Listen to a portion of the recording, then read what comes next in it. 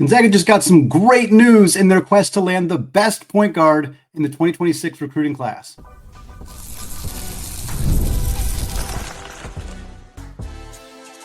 You are Locked On Zags, your daily podcast on the Gonzaga Bulldogs. Part of the Locked On Podcast Network, your team every day. What is going on, y'all? Welcome into the Locked On Zags podcast, part of the Locked On Podcast Network, your team every day. I'm your host and longtime Gonzaga podcaster, Andy Patton, here to bring you news and updates on all things Zag athletics.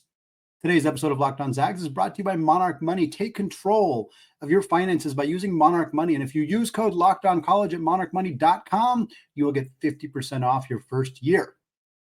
Well, the first round of the NBA draft taking place Wednesday evening. Show's being recorded just before that, but we will have a recap of all of the Gonzaga-related NBA draft news on Friday's show. But for today, handful of different topics to get to. Kelly Olynyk joining his 8th different NBA team after a trade from New Orleans to Washington. We'll talk about that, plus the likely addition of Texas State, what it means for Gonzaga and the Pac-12 on the men's basketball side.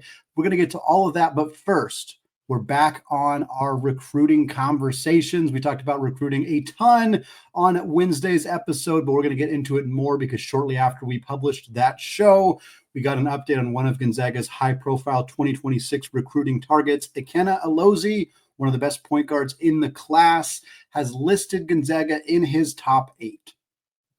There have not been many prospects in the 2026 class, who have been committing. It has been we're far lower than the typical amount of 2026 prospects to have committed by this time.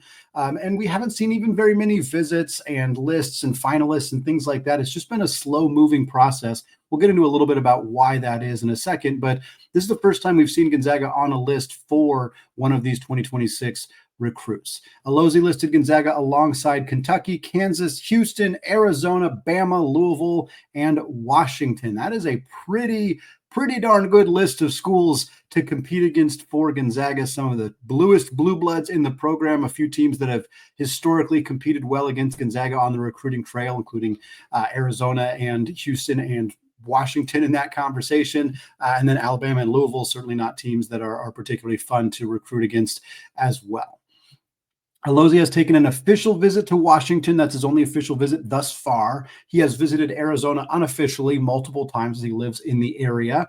And he's reported plans to visit Gonzaga as well as Kentucky, Kansas, Houston, and Louisville. Every school on this list except for Alabama. Now, it's very possible he is planning to visit Alabama. It doesn't. I wouldn't assume that them not being on this list from an article indicates that he's not planning to visit there. He maybe just forgot to mention them. Maybe he is visiting. Maybe he just threw them on there for fun. Who knows the exact situation there? But it wouldn't surprise me if he's going to visit all 8 of these schools if he can. On the Gonzaga front, was reported a while back, I think a little over a month ago, when Gonzaga's attention with Alozie was kind of first reported, that they had been fairly new in pursuing him and that he was planning to take a visit. And he said, quote, sometime at the end of June. It is the end of June. We have not heard anything. So that, again, that means the visit has been postponed. Maybe the visit has been rescheduled. Maybe the visit is happening and we just don't know the dates. Maybe it already happened. Like, there's hard to say at this point what's going on with Alozie. We'll keep an eye on that. Obviously, there's nothing to be alarmed about unless the visit is like fully canceled. Then that would be a pretty telling thing. But at this point, we kind of assume systems are go and Gonzaga is going to get him on campus. And like we said, Gonzaga was late jumping into the recruitment on Ikenna Alozie. And I think the fact that they're in the top 8 is still a good sign. Usually jumping in late is not a great sign. It's difficult, but we've seen it before. We've seen schools kind of come in late and scoop recruits in the past. Cough, Houston and Isaiah Harwell. Like, it can happen.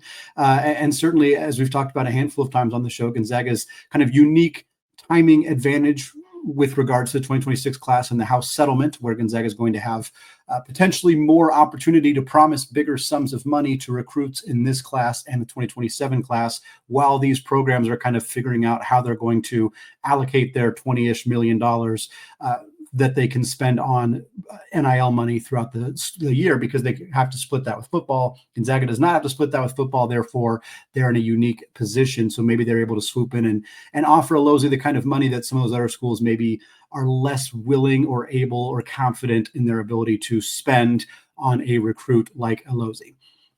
Let's talk about who Alozie is, what kind of player he is. He recently dropped in 247 Sports' rankings of the 2026 class. He was number 10 overall. He dropped to number 20 overall. However, he is still number 10 in their composite rankings.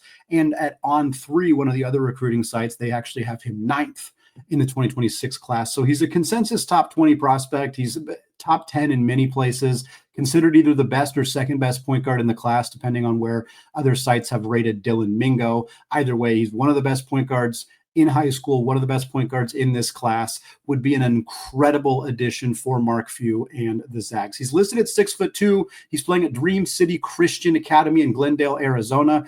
The size, or the height, I should say, may alarm some folks who are kind of tired of Gonzaga's undersized backcourt, but it's worth pointing out Alozie does have a 6'6" wingspan and has a lot of physicality to his game. So the size, he kind of plays bigger than his height, which is always a good thing. He's been playing incredibly well. He played well at the NBPA camp a couple weeks ago, averaged 16 points, 2 assists, shot 11 of 20, so about 55% from three during that event. And then he's playing in the EYBL summer circuit with the Utah Prospects, where he's averaging 17.5 points, 6.5 boards, 2.2 assists, and 1.5 steals per game. There's a great scouting report from Director of Scouting for 247 Sports, Adam Finkelstein, that I'm just going to paraphrase some of the things that he said. You can read it on 247's website. He described Alozie as a player with extreme speed and power, that he can get downhill better than anybody in high school right now. He's elite at attacking in transition, at picking his spots, at knowing when to go and get downhill and get to the rim. When he gets to the rim, he can finish both above and below the rim. He's got solid touch. He's got great body control, so he can kind of adjust his body in midair and still finish. He's very good at being able to draw contact, get to the free throw line. And that's a skill that will obviously be more difficult against higher level athletes in college basketball, but it looks very translatable from the scouting reports and the video that I've watched of him. It just seems like something he's going to be able to do at the next level quite well. He's a bit of an inconsistent decision maker, inconsistent shooter. Those are both very common for high schoolers and not something that I would be overly concerned about, especially because, at least according to Finkelstein's report, he is progressing in both those areas. Players at 15, 16, 17, 18, in theory, should be getting better at their decision-making and their shooting. So it's not a surprise that maybe those aren't the best early in his college or high school career, but they are getting better with time. I expect that Mark Few and the Zags would easily be able to get him at a level where he's really comfortable in both those spots. And his length and athleticism makes him a high upside player defensively as well, somebody that they think could really contribute on both ends of the floor throughout his college career. Like we said, he's the first 2026 target for Gonzaga to make a finalist list. Again, the 2026 class is kind of taking their time right now, and I think it's pretty obvious why. The House settlement really came at an odd time for high school recruiting. It came at a great time if you were in the transfer portal, because programs, kind of knowing that the House settlement was coming and that their budget was going to be potentially slashed or at least limited, were spending huge amounts of money. Players were getting millions of dollars in the transfer portal. And so these high school players who saw their buddies who were a year older get a good amount of money in the 2025 class, who then saw all these transfers get huge amounts of money just a few months ago, now suddenly are not getting those offers. They're not getting those promises for millions, millions upon millions of dollars, because these programs don't really know. There's SEC schools that went from spending $10+ million, where right now it's looking like they might only be able to spend $4 million. Again, that's from the school directly. They can still do third-party NIL deals, but until they figure out how those are going to be policed, how strict this new College Sports Commission is going to be in evaluating those deals, these programs kind of have to be more conservative in terms of how much money they offer.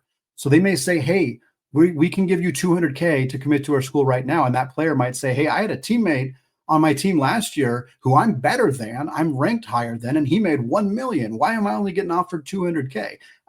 I'm not saying that this is specifically happening, but it probably is. Like, that's a very realistic scenario that could be happening right now. And as I've been saying, if you've been listening to the recent episodes, if I'm Mark Few and the Zags, I'm going in there and saying, you want one? We can give you one. I mean, obviously you don't want to just blow all your money necessarily, but the Zags are in a unique position where they can potentially offer more money than the SEC and the Big Ten schools. I'd be jumping all over that right now. And I think, again, you can read between the lines and wonder if that's part of why Alozie has Gonzaga in his top 8, even if they were late jumping into the party because they saw him. They thought, hey, this is a kid, we maybe didn't think we had much of a chance here, but now we do, and let's get involved and let's see what we can do.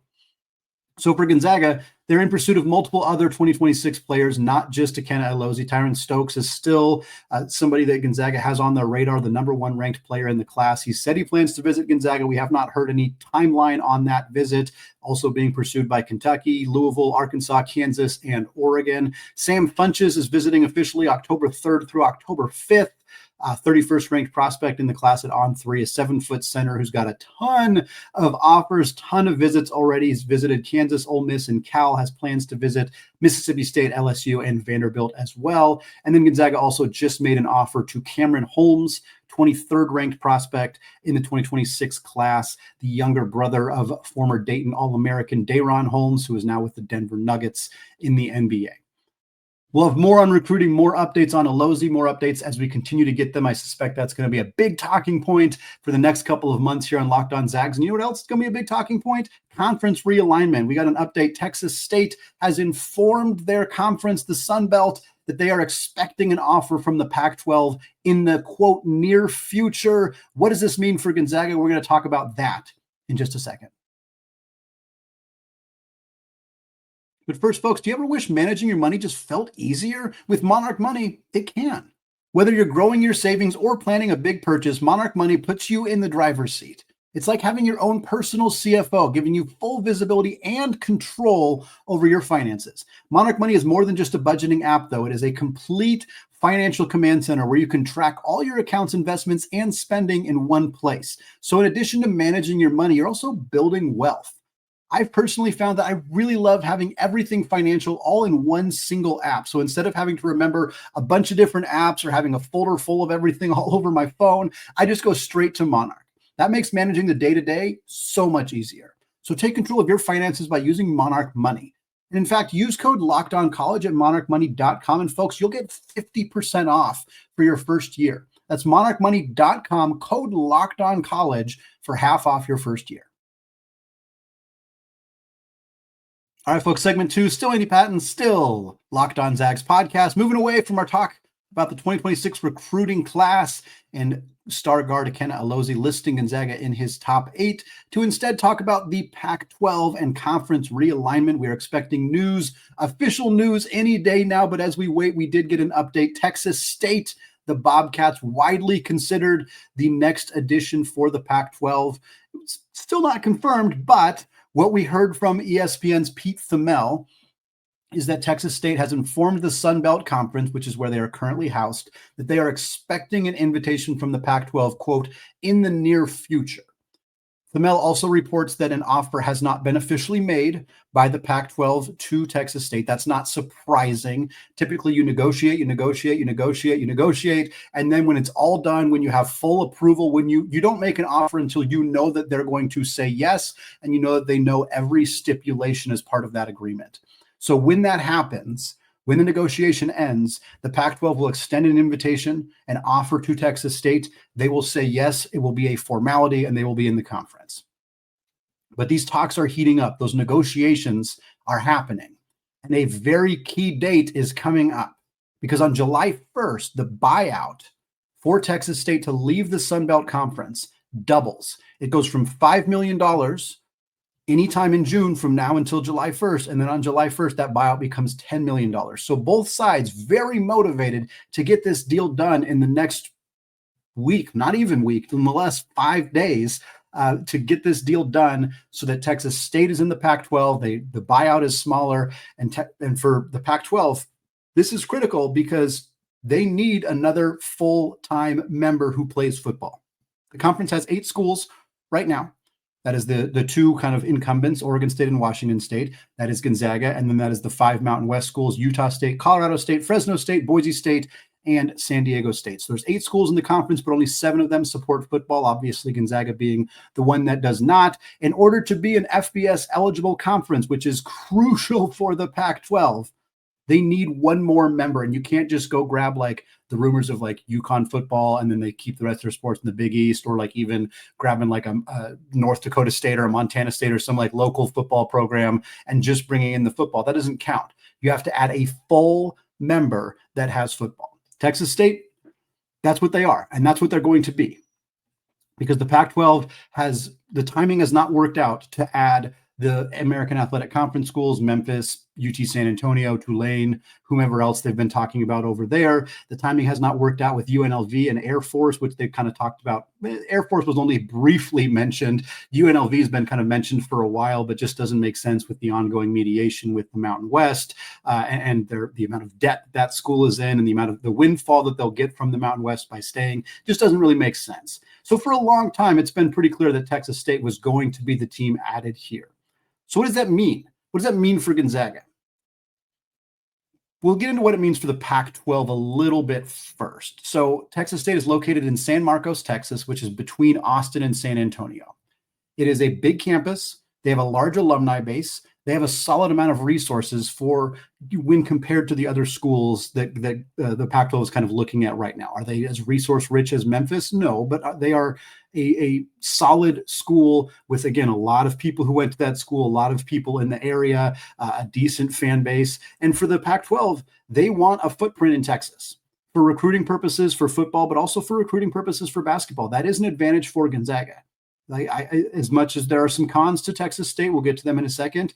Having a footprint in Texas does matter.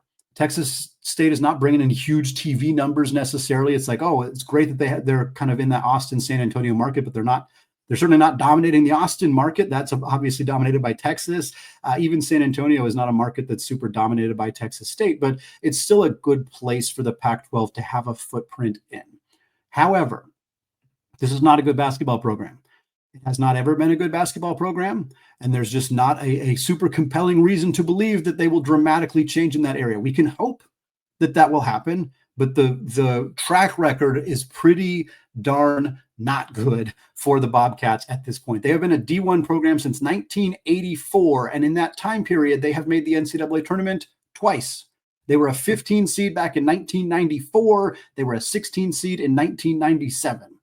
As you would have probably guessed, they did not win either of those games. So they have 0 NCAA tournament wins, just 2 NCAA tournament games. They came very close recently. While as members of the Sun Belt Conference, they actually won the conference regular season 2 consecutive years in 2021 and again in 2022. In 2021, they lost in the Sun Belt Championship game by 3 points. Devastating to miss their first opportunity at the NCAA tournament in over 20 years. And then the next year, while winning the conference regular season again, they lost in the conference tournament semifinals, so missed the NCAA tournament yet again. KenPom, the great Ken Pomeroy, did an update on his website for his program ratings. If you haven't checked this out, it's fantastic. It is a full encapsulation of all of the data that he has going back to 1997. So he has data from 1997 through 2025, and he uses all of this data to give you a ranking system of every team in college basketball. The way he describes it is, what program as a coach would you rather work at? So if a team's ranked higher, that's a program that is more enviable to work at than a program below it. It's obviously more complicated than that, but that's kind of the way he describes it. Texas State comes in, out of the 364 Division I teams, they come in 215th. And I think it's important to give some context to that number here. The worst ranked team in the current iteration of the Pac-12 is Fresno State. Fresno State in the program rating database is 103rd. So Texas State over 100 spots lower than Fresno State. Here's some more context for you. The worst team in the WCC during Gonzaga's tenure in the WCC, Portland Pilots. Portland Pilots, 187th. So 28 spots higher than Texas State. The worst team in the current WCC starting this year is Seattle University. They are 196th, still 19 spots ahead of Texas State.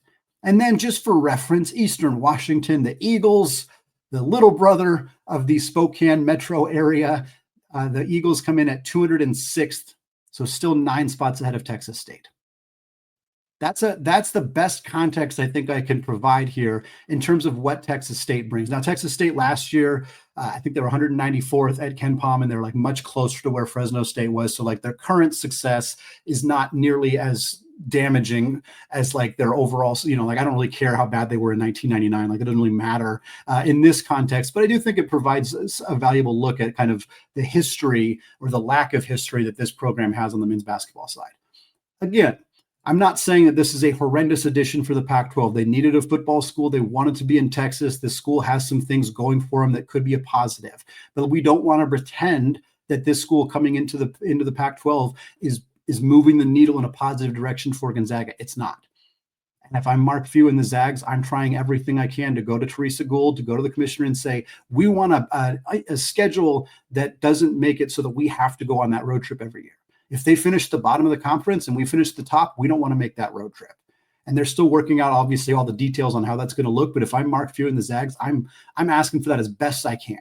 And in theory, it should be a benefit to the Pac-12 to do that as well. Like if they do imbalance scheduling and everybody's not playing everybody twice, if they do that, then I think it would advantage Gonzaga to avoid that road trip as much as possible. But we'll see. We'll see what happens there. Again, it's a long road trip for a crappy game. If that's what happens, that's what happens. It's not the end of the world, but it's not great. So we'll see. We'll see what happens with Texas State. I'm hopeful that maybe the program will be able to start turning things around a little bit, but they're going to allocate as much of their resources as possible to staying competitive in football, and I don't really blame them for that, but it doesn't leave a lot of room for them to improve on the basketball side of things either. Quick other realignment update here. Southern Utah and Utah Tech have both joined the Big Sky starting in 26-27. Helps the Big Sky replace the loss of Sacramento State, who went to the Big West. It's also the last nail in the coffin for the WAC. The WAC is done.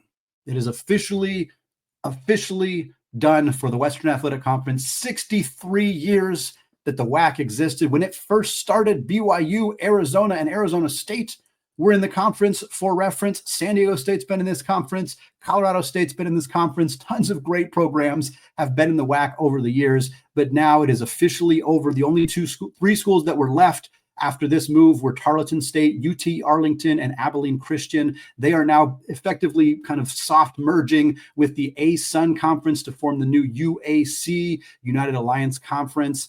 And that's it. It's the curtains for the WAC. Does this really affect Gonzaga? No. Does it affect the WCC? I think a little. I talked about this before. Obviously, the WCC is part of the reason for the WAC's demise, as they added Seattle U, and at the time Grand Canyon flipped to Mountain West, but they lose Seattle U to the WCC, they lose Grand Canyon to the Mountain West, and then Southern Utah, Utah Tech just moved to the Big Sky. Previously, Cal Baptist and Utah Valley had moved to the Big West. And to me, I thought the WCC missed out by not getting either Cal Baptist or Utah Valley. I was surprised that they were kind of sat on their hands and let that happen without, maybe they did make a big push and got outbid, but if that's the case, that's a concern as well. And if they didn't even attempt to land those two schools, I'd be a little frustrated if I was some of the people in the WCC, because it's like, well, who's next? If the WAC's going to fall apart, who's falling apart next? For the record, I don't think it's the WCC. I don't think the WCC is in serious danger of dissolving. But if St. Mary's does get that invite to the Pac-12, if that happens, suddenly the WCC is taking a big tumble. And sure, if you're Santa Clara or San Francisco, you're like, all right, we can start making the tournament. But like the quality of conference is taking a big tumble there. So we'll see what ends up happening there. These kind of cascading moves were sort of expected with conference realignment. Once the Pac-12 fell apart and they borrowed from the Mountain West had to borrow from somebody. The Big West had to borrow from somebody. They're borrowing from the Big Sky. Big Sky's borrowing from the WAC, and suddenly somebody was going to have to fall apart. And this time around, it was the WAC. Who is it next time? That's a question that if you're the WCC, you're making sure it's not you. And I think that's something that I wish we'd seen them be a bit more proactive, but they weren't. Now, UT Arlington doesn't have football. Maybe you go after them, but do you really want just one kind of off school hanging out in Texas when the rest of your programs are all located on the West Coast? Probably not, but I don't know how picky the WCC can be, especially, like I said, if they end up losing St. Mary's. Well, folks, Kelly Olynyk traded for the 5th time in his NBA career, 2nd time in the year 2025. We're going to talk about where he's headed, what else could be happening for Zags in the NBA with the draft rolling around, coming up here in just a second. But first, guys, you've probably heard of Viagra or Cialis. Maybe you've even tried them. But if you're looking for something beyond the usual pill, it's time to meet Rugiet. Rugiet Ready is a next-gen prescription treatment designed to amplify arousal in the brain and boost blood flow. Unlike the usual pills that can take hours, Rugiet's 3-in-1 formula dissolves under your tongue and kicks in fast, on average in just 15 minutes. Effects can last up to 36 hours, so you can stay confident and in control when the moment is right. If traditional options haven't worked, Rugiet might be the answer. Over 150,000 men have already made the switch. It's completely online. Rugiet connects you with a board-certified doctor and ships your treatment discreetly to your door. So head to rugiet.com/lockedoncollege and use code lockedoncollege for 15% off today. That's Rugiet, RUGIET.com/lockedoncollege. Use promo code lockedoncollege for 15% off. Individual results may vary with prescription treatment. Compounded drugs are permitted to be prescribed under federal law, but are not FDA approved and do not undergo FDA safety, effectiveness, or manufacturing review. Please visit the Rugiet website for full safety information. All right, folks, closing out the show, talking about the biggest news on the Zags and the NBA front, at least as I'm recording this on Wednesday afternoon prior to the NBA draft getting underway. Kelly Olynyk traded from the New Orleans Pelicans to the Washington Wizards. He was dealt alongside veteran guard CJ McCollum and a future second-round pick, with Washington sending Jordan Poole, Sadiq Bey, and the 40th pick in the second round of this year's draft over to New Orleans. It is the 5th time Kelly Olynyk has been traded in his 12-year career, and the 2nd time here in the year 2025. He started the year in Toronto with his hometown Raptors team. But life comes at you fast. And while he'd signed an extension with Toronto, was happy being back in his home country, the Raptors at the trade deadline dealt him to New Orleans in a deal that brought them back Brandon Ingram, a Duke product and a former NBA All-Star. So he then played with New Orleans. He only played 20 games with the Pelicans, where he averaged about 11 points, 6 boards, 3.5 assists, in 25 minutes per game. He started all 20 games that he was with the Pelicans. So he was very productive in his time with New Orleans, but it was always kind of expected to be a bit of a short term. Granted, I don't know if they expected it to be that short term. I would have expected him to start the season with New Orleans and maybe get traded again at the trade deadline. But now he goes to Washington, where at least to start the season, assuming he doesn't get flipped before the season begins, he will be in a role probably as a mentorship role to their young big Alex Sarr out of France, who was a rookie last year, who showed some flashes of promise, but is still pretty raw. I think Olynyk will kind of be in as a veteran presence, certainly somebody who can take some of that pressure off Sarr on the court, while off the court kind of helping him navigate the challenges of being a young player in the NBA. So I suspect that'll be Kelly's role. And frankly, I wouldn't get exceptionally comfortable in DC if I was Mr. Olynyk or his family, because there's a pretty good chance that Washington will not be super competitive this year. They're looking to continue their rebuild. And if Olynyk is playing well, he will get traded in the February deadline for some salary relief, for some future draft picks, get traded to a team that maybe is contending but had an injury in the front court. Like, that's what I expect will probably happen. So this will be the 8th team of Kelly Olynyk's career. He started in Boston. He also spent time in Miami. And then after that, he spent a couple of years with each of those programs. But then since then, it's been moving and moving and moving. He was with Houston for a half a year, Detroit for a little bit, Utah for a little bit, Toronto, like we mentioned, New Orleans, and now heading out to DC to play for the Wizards. For his career, Kelly Olynyk is averaging 10.2 points per game, 5.2 rebounds per game, 2.5 assists per game, 37% from three. He has been remarkably consistent in his career at averaging around 10 and 5. He's pretty much did it every single year, like within 1.1 rebound of 10 and 5 for like the first 6 or 7 years of his career. Then he's had some spikes and some dips since then, but he's been a very, very consistent player throughout his basketball playing career, and he's been an incredibly efficient scorer. In fact, taking a look at his basketball reference page shows me that Olynyk's 56.7% two-point field goal percentage, that's 33rd best in NBA history. His effective field goal percentage of 56.2 is 41st in NBA history, and his 60.1% true shooting rate is 38th in NBA history. Obviously, there's a chance those numbers dip as he gets a little bit older, but his efficiency hasn't really dropped yet, in his career, and he is well into his mid-30s at this point. So it is possible, even if there's a slight dip to those numbers, that he finishes his career top 50 in those three categories: in effective field goal percentage, true shooting percentage, and 2-point field goal percentage. Again, rate stats as opposed to, he's not a top 50 scorer of all time or anything like that, but that still proves how valuable he has been throughout his career. Now, I'm going to say this, knowing full well that it is possible by the time you're listening to this that this is already out of date. But what I'm curious about is if Kelly Olynyk will end up getting a chance to team up with another Zag in Corey Kispert for the Washington Wizards.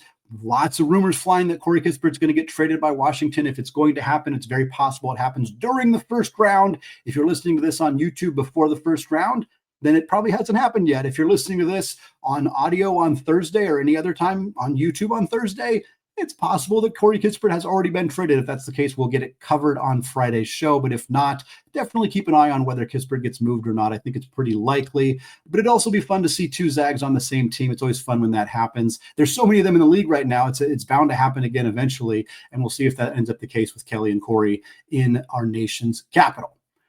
All right, folks, that's going to wrap it up for me today here on the Locked On Zags podcast. Thank you so much for making this show your first listen or your first watch of the day. Again, a special shout out to those everyday listeners, those of you hanging out with us in the Locked On Zags Discord, and those of you who've hit that subscribe button on YouTube so you always get notified when there's a new show. I will be back with you all on Friday morning after we find out where Ryan Nembhard's going. Hopefully get some updates on Caleb Battle, Nolan Hickman, and Ben Gregg on the undrafted free agent front, see if they're signing anywhere in Summer League. We'll get to all of that on Friday. Thanks again, folks. Have a fantastic rest of your day. And of course, as always, go Zags.